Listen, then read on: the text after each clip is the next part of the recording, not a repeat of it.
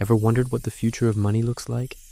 For many, the answer has been cryptocurrencies like Bitcoin. It's decentralized, secure, and built on a technology called blockchain that has been hailed as nearly unhackable. But what if I told you there's a new kind of computer on the horizon so powerful it could crack Bitcoin's defenses wide open? This isn't science fiction. This is the world of quantum computing, and it could change everything we know about digital money. So, are we on the verge of a crypto apocalypse? Let's dive in. First, let's get our heads around what a quantum computer actually is. Your phone, your laptop, every computer you've ever used is a classical computer. It works with bits, which are like tiny light switches. They can either be on or off, representing a 1 or a 0. It's a binary system, simple and effective. It's how we've built our entire digital world. But quantum computers are a completely different beast. They don't use bits, they use qubits. Now, a qubit is where things get mind-bending. Thanks to a principle of quantum mechanics called superposition, a qubit can be a 1, a 0, or both at the same time. Think of it like a spinning coin. While it's in the air, it's not heads or tails. It's a blend of both possibilities. It only settles on one when it lands. A qubit is like that spinning coin, existing in multiple states at once. This allows quantum computers to explore a vast number of possibilities simultaneously. While a classical computer checks one path at a time, a quantum computer can check millions, even billions of paths all at once. There's another spooky quantum property called entanglement. When two qubits are entangled, their fates are linked. No matter how far apart they are, if you measure one, you instantly know the state of the other. Einstein famously called this spooky action at a distance. By harnessing both superposition and entanglement, quantum computers gain an exponential processing power that classical computers can only dream of. They're not just faster, they operate on a fundamentally different, more powerful level of reality. They are designed to solve certain types of complex problems that would take even the most powerful supercomputers today billions of years to crack. And one of those problems happens to be the very foundation of Bitcoin security.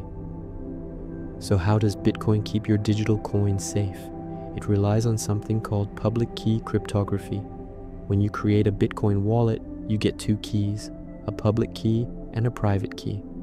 Your public key is like your bank account number. You can share it with anyone who wants to send you Bitcoin. It's public, and that's totally fine. Your private key, however, is like your account password, or PIN. It's the secret code that proves you own the Bitcoin associated with your public key and allows you to spend it. You must never, ever share your private key. If someone gets it, they get your Bitcoin. The magic here is that your public key is mathematically derived from your private key. It's a one-way street. It's incredibly easy to generate a public key from a private key, but it's supposed to be practically impossible to do the reverse, to figure out the private key just by looking at the public key. This is thanks to a mathematical problem called the elliptic curve digital signature algorithm, or ECDSA. For a classical computer, trying to guess a private key is like trying to find one specific grain of sand on all the beaches of the entire world. The number of possibilities is astronomical. It would take a conventional computer trillions of years to crack a single Bitcoin private key. This is why we say Bitcoin is secure. But here's the catch. Remember how quantum computers are great at solving specific complex problems? Well, back in 1994, a mathematician named Peter Shor developed an algorithm, now called Shor's algorithm, specifically for quantum computers. Its purpose? To find the prime factors of very large numbers, which is the exact type of problem that makes modern cryptography, including Bitcoin's ECDSA, so secure. For a classical computer, factoring large numbers is impossibly hard. For a quantum computer running Shor's algorithm, it becomes shockingly easy. A sufficiently powerful quantum computer could take a Bitcoin public key, which becomes visible on the network every time you make a transaction, and use Shore's algorithm to calculate the corresponding private key in a matter of hours or even minutes. Imagine the chaos. A malicious actor with a quantum computer could watch the Bitcoin network for transactions. As soon as you broadcast a transaction, your public key is exposed. They could then race to calculate your private key and send another transaction, draining your entire wallet to their own address before your original transaction even gets confirmed. This is called a double spend attack. It would be like a thief being able to forge your signature perfectly the moment you write a check. This isn't just about individual theft. It's about the trust that underpins the entire system. Bitcoin's value comes from its scarcity and its security. If that security is broken, confidence evaporates. People would rush to sell their Bitcoin, and the price would crash to zero. The entire $100 billion market could be wiped out. This isn't just a vulnerability. It's a potential extinction-level event for Bitcoin as we know it. So, are we doomed? Is it time to panic and sell all your crypto? Not just yet. The key phrase here is sufficiently powerful quantum computer. The quantum computers we have today are still in their infancy. They are large, expensive, extremely sensitive to their environment, and prone to errors.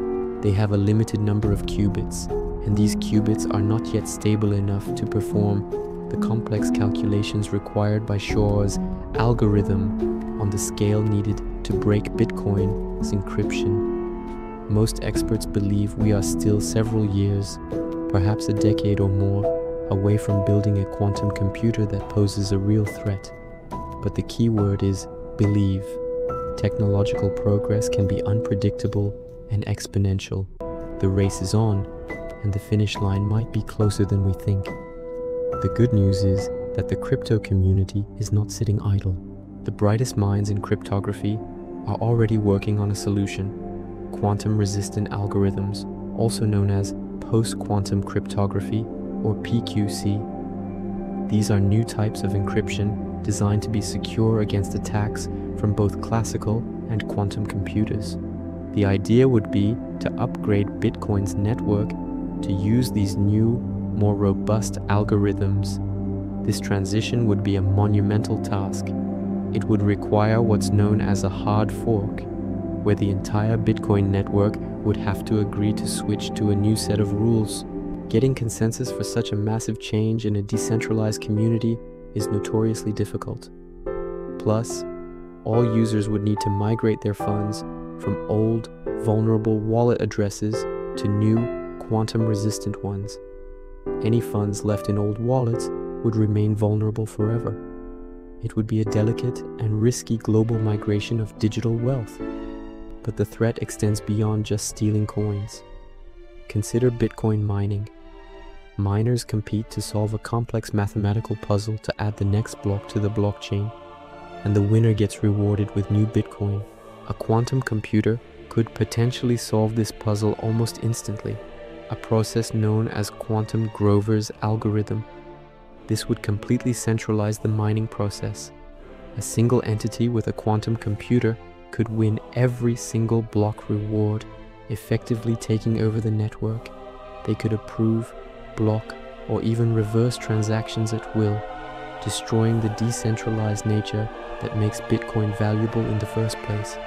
This brings us to a more urgent and unsettling point. The race for quantum supremacy isn't just about academic curiosity. It's a geopolitical and financial arms race.